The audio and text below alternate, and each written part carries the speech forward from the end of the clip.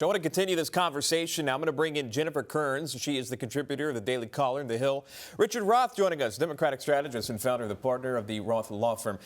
Guys, thanks so much for coming on. Jennifer, I want to start with you. How important is this trip for President Trump to India today? Well, I think it's critical. Look, it sends a very strong message to China that they're not our only trading partner. This comes on the heels of his victorious phase one China deal. I think it's quite significant. You see the optics on the ground there. It looks like The Apprentice gone Bollywood. The president is right in his element. I think it's a great day for President Trump and a great next 24 hours as the trip unfolds. Richard, would you say there's a bipartisan excitement about today, or is there another? Yeah, listen, I think I agree with on a rare occasion. I agree with her. I mean, this is a good day for Donald Trump. Not only is he solidifying our relationship with India, it is a good bipartisan day. It's also helping him a lot with the campaign. And as Jenna said, he's both a marketer and a politician. And as a marketer, this is a very strong move on his behalf. It works. It really does work. Let's see. We're still early in the campaign. It's very common that an incumbent will do everything he can. The Rose Garden strategy is working. It's still early, but it's working. As we push to November, let's talk a little bit about Bernie Sanders. Clear front runner right now with what happened in Iowa, New Hampshire, Nevada. We're coming into South Carolina. At one point, Trump said, "Hey, look, I'm not even worried who's going to be the nominee at this point," and citing a recent poll that Trump would be reelected recently that was put out by YouGov. And Richard, I'll let you answer this one here. Should Trump be concerned about Sanders? See, I think Trump is loving Bernie Sanders as the nominee because Bernie Sanders is, of all the candidates, is the farthest left. And with the economy the way it's going, he's loving. He wants Bernie Sanders to be his competitor in this race. He does not want Michael Bloomberg. He does not want Amy Klobuchar. He may want Mayor Pete and he may want Elizabeth because the further left they are, the more he can say, "Look at my record of the last 4 years." So he really is rooting right now for Bernie to essentially rule the day. And Bernie right now is winning. Yeah. Still early, but he is winning. Jennifer.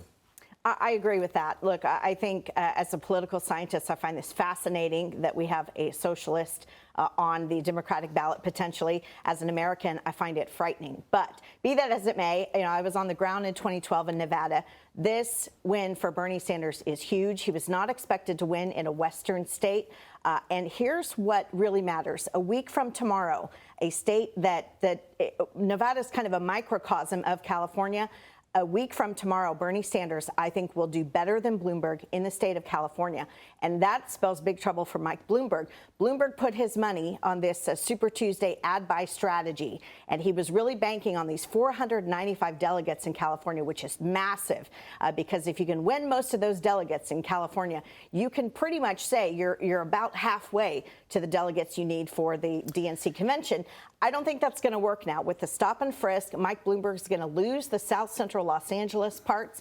That's not going to play well there. And with his farmer comment last week, he's going to lose the Central Valley and all of the farming areas, which I think now could go to Amy Klobuchar in California on Super Tuesday. Here's where we disagree. Mike Bloomberg has not put a dollar into Nevada. He wasn't on the ballot. He put zero in his ads and his campaigns. He has spent a lot of time on Super Tuesday. He spent a lot of time in California. And I think Mike Bloomberg will do fare very well in California as well as on Super Tuesday. Not only because he just doused the networks with ads, but because I think the Democrats are starting to see that Bernie Sanders is not electable. And the more they realize Bernie Sanders is not electable, which we agree on, the more they're going to start looking for someone else. Michael Bloomberg is a real threat to Donald Trump. He's got the money. He's not a socialist liberal. He's a centrist, and he can actually, if you will, reinvigorate this party. He's got to have a very good, but he's got to have a good debate. Here's where you're wrong, though. Here's where you're wrong. If Michael Bloomberg wasn't going to play in Nevada, he shouldn't have been on the debate stage in Nevada. He should have said this is a Nevada debate for a Nevada voting audience.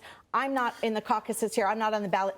That was his big critical mistake. No debate is a Nevada debate. This debate was a national debate. Did you watch the debate? Yes, I did. Are you a Nevada voter? But here's the thing. I watched the debate. I'm not a Nevada voter. Nevada is a microcosm of California. Here's why it matters. Here's why Nevada matters. 1/3 of the population Hispanic, closely matches California. Nevada represents the 5th largest foreign-born population in the United States, only behind New York, New Jersey, California. The demographics are the same. If Bernie did well there, he will do well in California. Sanders did well with the Hispanic vote. We did see that. did. In those Very well. 30. Bernie did very well, but Mike didn't put $1 in campaigning it. Let's meet the morning after the California primary. I got one and more. we'll see who's right. All right, one more for both of you real quick before we go. Joe Biden, a name we thought we'd be saying a lot more of, but really not. But he did place second in Nevada. Is South Carolina make or break for the Joe Biden campaign? I'll let you take it. I think South Carolina is very important for Joe Biden. Joe Biden should do very well in South Carolina. And if he does well, then he's in the game because Joe Biden is another alternative to Bernie Sanders. Joe Biden is also, Jen may not agree, an electable candidate. I don't think Bernie is. So if he does well in South Carolina, he will start the flow and he can very well come back.